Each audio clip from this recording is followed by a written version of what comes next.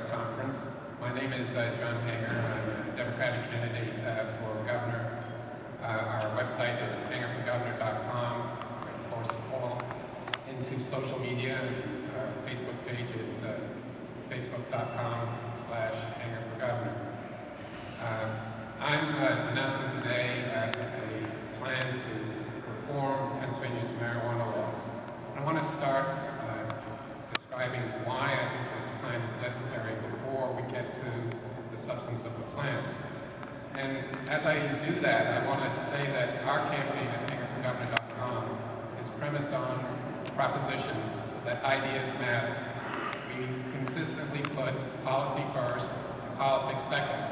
Indeed, Peter Corsi, a columnist here recently, said there's really one candidate running for governor, and that's me, and then all the other candidates are engaged in some kind of charade almost.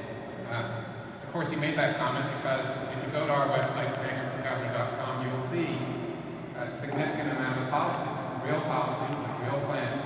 We have solutions for our schools, solutions for our jobs, solutions for our energy, solutions for our environment at hangerforgovernor.com. And today, I'm addressing an issue that is literally ruining the lives of tens of thousands of Pennsylvanians who are being branded as drug criminals. I'm addressing an issue that is caused, that has enormous racial discrimination inherent to it. African Americans are being arrested for possession of marijuana at 5 times the rate of whites, even though the usage between the two races is roughly the same. This is an issue that sometimes is treated humorously, but for anybody who's been arrested and taken to jail, prosecuted for possessing small amounts of marijuana, this is no laughing matter for them. It's no laughing matter for often their mother and father, their family, and their friends. And I think we all know the tremendous hypocrisy that is rooted in this issue. The last 3 presidents of the United States would be drug criminals had they been caught smoking marijuana.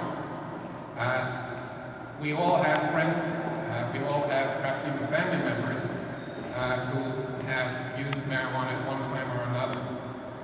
So this is a law that is flouted routinely. And it's a law that Pennsylvanians don't respect across the board. And there's reasons to think of marijuana differently from all other drugs, including alcohol. Alcohol is an addictive drug. It's highly destructive to literally millions of people, including hundreds of thousands of Pennsylvanians. Marijuana is not addictive. So what I'm here to do today is to stop the use of marijuana laws and the possession of small amounts of marijuana to ruin people's lives. These laws are also disruptive to taxpayers. To enforce these laws, to arrest, to prosecute, and jail, taxpayers spend every year $325 million of their precious money.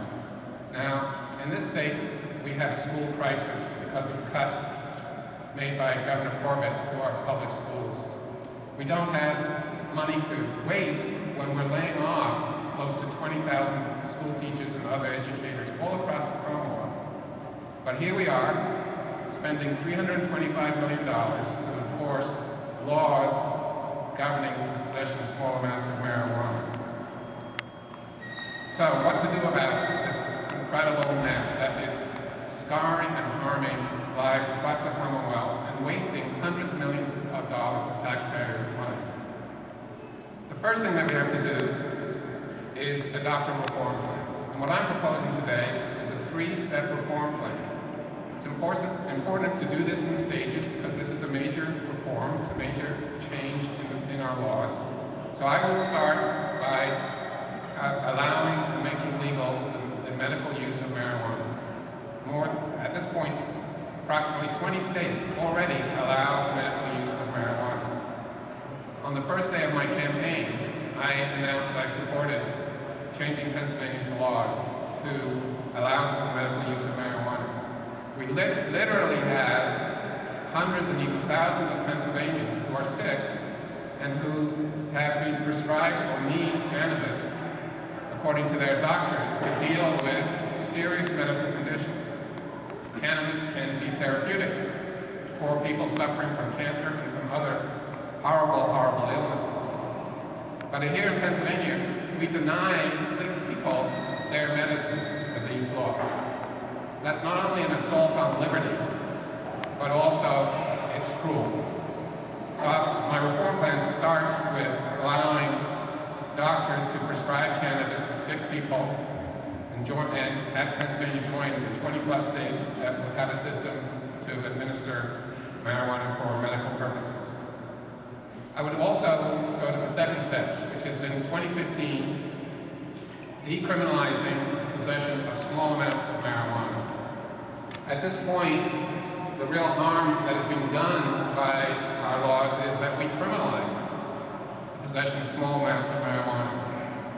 We do arrest, we do charge, we do jail in some cases, we assess fines that can be up to $500 or even higher depending on the circumstances. So our first step is to decriminalize the possession of small amounts of marijuana and to make it a summary offense starting in 2015. It would be much like a traffic ticket. So use in public would still be subject to enforcement in 2015, but no more arresting people, taking them to the county jail, prosecuting them in the county courts.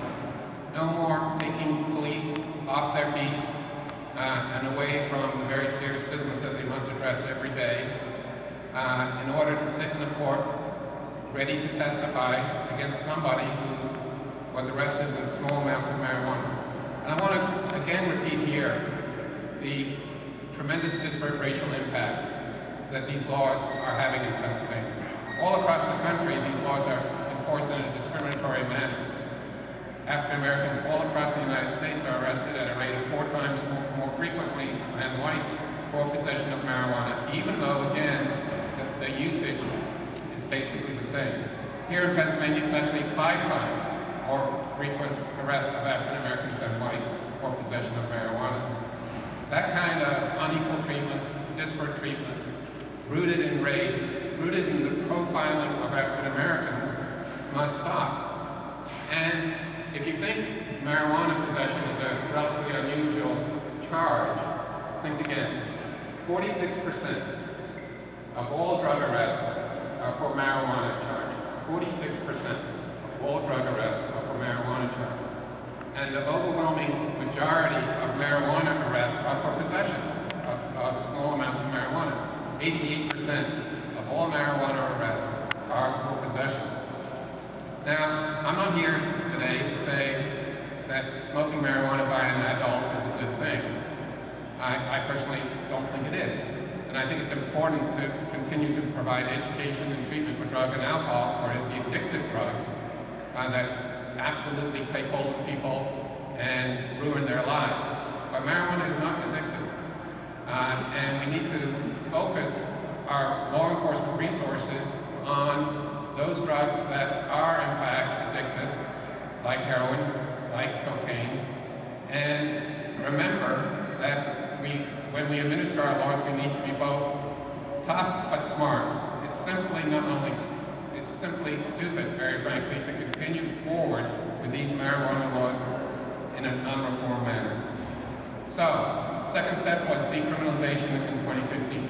The third step provides for a period of evaluation, and if things go well here in Pennsylvania with decriminalization, as well as in Colorado and Washington that have gone through full regulation and taxation, then I would support and do propose that Pennsylvania regulate and tax marijuana. This is a sensible 3-part process that moves Pennsylvania from a set of marijuana laws that just don't work and are doing tremendous damage to people and to taxpayers and to our criminal justice system, especially to African Americans, and move from where we are today to a place that will be better, be less destructive, less expensive, and will still allow us to provide the education and treatment necessary for addictive drugs, and the education about the importance of not using drugs or alcohol for our youth. I want to spend just a moment talking about our youth and also driving under the influence. This plan leaves completely unchanged the penalties for driving under the influence, and that includes driving under the influence of marijuana. It makes no changes in those existing laws. This plan also will free up more money for drug and alcohol education, and this state is underinvesting in drug and alcohol education. That $325 million that we're wasting on arresting people for possession of small amounts of marijuana could go to a lot of very important things. It could go to mental health, it could go to drug and alcohol education, and it could go to trying to keep drugs and alcohol out of the hands of our young people. And we know in our communities, unfortunately, that even under this current system of really draconian laws, drugs and alcohol regularly get into the hands of young people. So we have more work to do there. So I'm proud to be literally the first candidate of a major party governor to announce his support for marijuana reform that includes regulation and taxation of marijuana as the third step in this plan. The people of Pennsylvania, like the people of the United States, are changing their views on this matter. Now, I'm sure some of the folks who regularly write about politics will say this plan is impossible in Pennsylvania. I've heard that several times in my career. I've spent 29 years working on state policy. I heard that when I thought it was time to end the electric generation monopoly. I was told the electric utilities own this building, that there's no way the General Assembly will ever take away their generation monopoly. I was told that in 1994, and by 1996 we had passed a law that ended the electric generation monopoly and allowed customers to choose where they buy their electricity from. We had also implemented a 14-year rate cap on electric prices. I was told in the early 10 years ago that it was going to be impossible to get renewable energy going in Pennsylvania. We passed the Alternative Energy Portfolio Standard in 2004. And today we have over 20 wind farms and 6,000 solar projects. Pennsylvanians are smart, compassionate people, and they respond to good leadership. I will concede that this is not a case of a politician wanting to get in front of a parade. I am leading today, and I am trying to shape public opinion as well as lead public opinion. I know for a fact that the current system of our marijuana laws is broken and doesn't work. It's time to change those laws. I'm offering the leadership in order to do that in a sensible, staged manner. So thank you very much for joining us today, and I'm ready to take any questions that anybody may have.